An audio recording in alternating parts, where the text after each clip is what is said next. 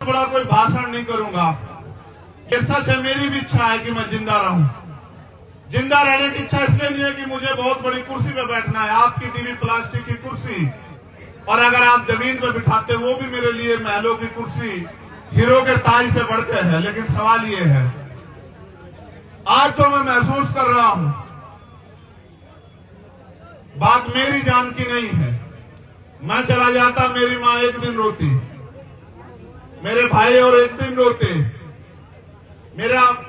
मेरे बालक को तो ये भी नहीं पता कि उसका पिता गया कहां है। वो तो कभी जब वो समझदार होता उसको पता लगता कि उसका बाप कहीं गया था और रास्ते में इस तरह मारा गया। लेकिन सच ये है कि जो लोग इस आंदोलन में मुझसे उम्मीद करके, भरोसा करके जुड़े हैं, मुझे अपने से ज्यादा उनकी परवाह, उनका हौसला ना टूट जाए, इसलिए मैं भरतपुर आया कि उनको ये ना लग जाए कि भाई गोली भी लग सकती है। गोलियां तो लगेंगी भाई। जिन्होंने अधिकार छीन रखे, जो कुर्सी पे बने बैठे हैं, अगर आप उनसे अधिकार लेने का काम करोगे, सत्ता छीनने का काम करोगे, तो गोली भी चलेगी, मुकदमे भी होंगे, जेल भी जाना पड़ेगा, और भी मुसीबत आएगी, इनका सामना भी करना पड़ेगा। और आज मुझे बड़ी खुशी है कि आज मेरे पे ऐसे बहुत सारे कंधे हैं कि अगर चंद्रशेखर चला भी गया तो ये आंदोलन रुकने वाला नहीं है, इतना भी मुझे भरोसा है पूरा।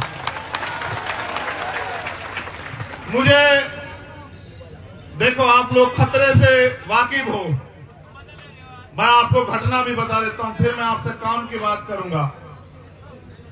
जब मेरा टेक्निकल मुआयना होने चला गया, मेरे कपड़े, जब मेरे कपड़े आएंगे तो आप देखना बनियान में और शरीर में कितनी जगह होती है। बोलने वाला तो कोई कुछ भी बोलता रहे, मैं सस्ती लोकप्रियता की राजनीति करता नहीं हूं, आप जानते हो इस बात को।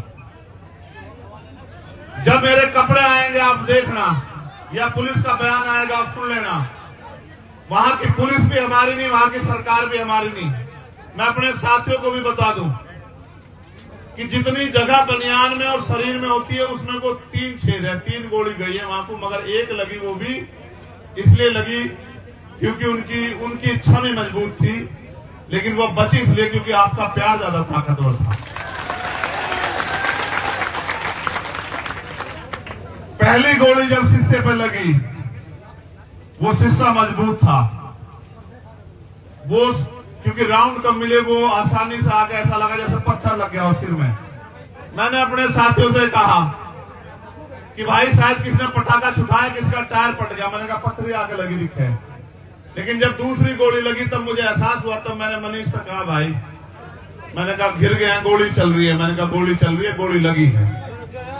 फिर मैंने अधिकारियों को बताया, ये बात मैंने आपको इसलिए बताई, मुझे एक बात का पता, आदमी गोली तो नहीं मरता, आदमी मरता है डर से। और डर जिस दिन मैं इस काम में आया था, मैं डर को घर छोड़ आया था।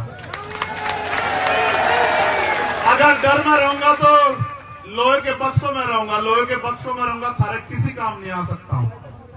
अगर थारे बीच रहूंगा तो थारे भी काम आऊंगा, और मुझे लगता है कुछ करके भी दिखा पाऊंगा।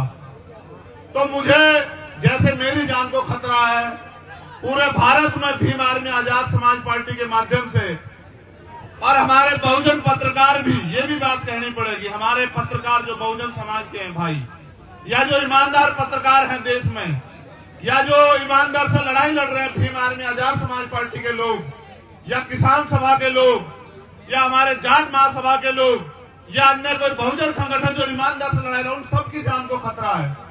आप मेरे लिए सुरक्षा की मांग कर रहे हो, मैं यहां भी सुन रहा था। कितने लोगों की सुरक्षा की मांग करोगे आप बताओ, और किस किस की सुरक्षा सुनिश्चित हो सकती है? इस सुरक्षा को सुनिश्चित करने का एकमात्र माध्यम है कि जो लोग सुरक्षा देने वाले हैं उनके हाथ आपके हो जाएं। जिनसे सुरक्षा मांग रहे हो उन कुर्सियों में आप जाके बैठ जाओ। जिस दिन उन कुर्सियों में आप बैठ जाओगे, ना चंद्रशेखर आजाद को खतरा होगा और ना किसी आम आदमी को खतरा होगा।